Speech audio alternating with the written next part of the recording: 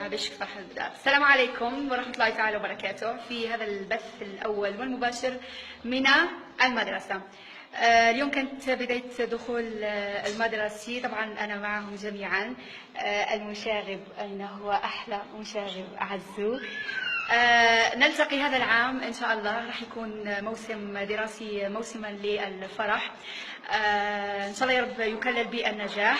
مجموعة من الأسئلة راح نفتتح بها. الإرادة ماذا تصنع؟ بذكر الله تطمئن قطار النجاح لابد أن يمر بمحطة، لكن هل نطيل الوقوف؟ جيد، لن نطيل الوقوف. اللغة العربية أغنى؟ جيد، اللغة العربية هي أغنى لغات. هذا العام سيكون لساني ولن نعبر بغير اللغة العرب. جيد، ولن نعبر بغير اللغة العربية. سؤال آخر، لغة حباها الله حرفا. جيد، ما هي لغة أهل الجنة؟ جيد، لغة أهل الجنة هي اللغة العربية. هذا العام سيكون مشروعنا مادة التربية الخلقية. مادة التربية الخلقية، انتظروا دقيقة. التربية الخلقية سنحاول أن ننقل من خلالها مجموعة من القيم. أعطوني مجموعة من القيم. الصدق أيضا،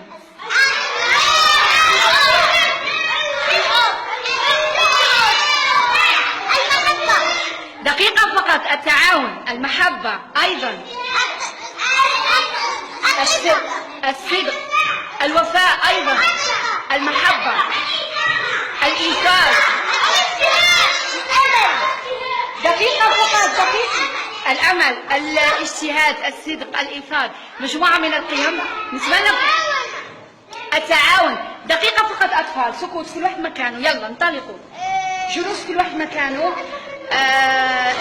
اليوم فقط أردت أن نتبنى فكرة هي التربية الخلقية. التربية الخلقية مادة راح تكون في بداية كل حصة، مدتها على الأقل 5 دقائق، راح ننقل من خلالها مجموعة من القيم للتلاميذ. في نهاية الأسبوع يوم الخميس إن شاء الله راح تكون أسئلة أو مشروع إنتاج كتابي عن تلك القيمة. انتبهوا معي. سؤال أخير، الإرادة ماذا نصنع بها؟ إلى اللقاء.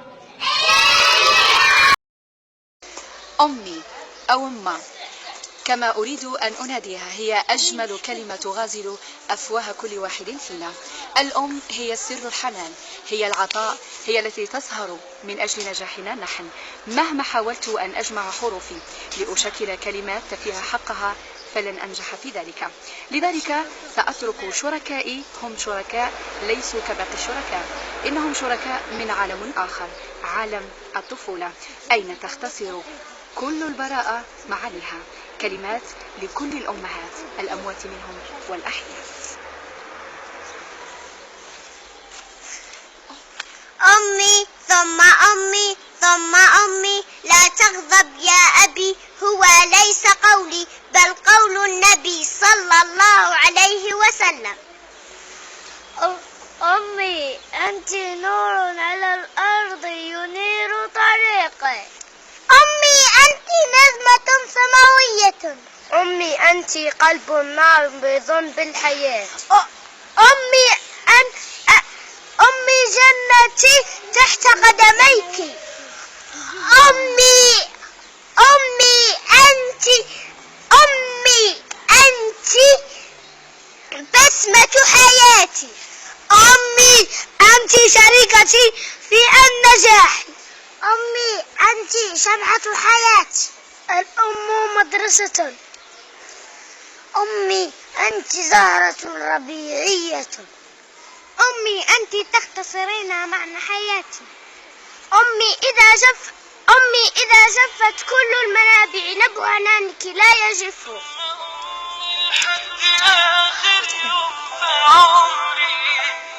حبي من أول حياتي وهمي اللي كتر خيرها داخلها في دمي وعايش فيه أمي ثم أمي لحد آخر يوم في عمري حبي من أول حياتي وهمي